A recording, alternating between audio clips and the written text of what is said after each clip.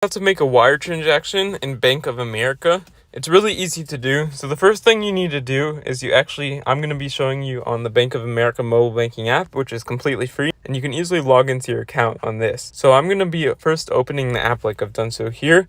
And to actually make a wire payment, just click on the pay and transfer at the bottom left-hand corner of the screen, second from the left. And then from here, you just want to click on the wire transfer, which is in the top right-hand corner of the screen next to the Zelle icon. Now doing so, it'll bring you to this panel like so, where you can either accept in the terms and conditions. So this basically allows to make sure that you're able to make the payments on this Bank of America app. You click on agree. You can read it or not, but it's just making sure that it is safe and that you are a trustworthy person able to do this legally. So once you click on agree, it will take you to this panel like so, where from here all you need to do is you can actually just choose the country that you want to exchange the currencies for by clicking start a wire right here. Now you can add a person by clicking on add a recipient and choose the country. I'm just going to make it to India and then click on next. And once it does that, you can actually choose the person, choose the thing, depending on the fee. If you want euro, Indian rupee, or US dollar, I'm going to do euro because there's no fee. Click on next. You can either choose personal or business, and if you want it from my account or someone else's, you can click on that.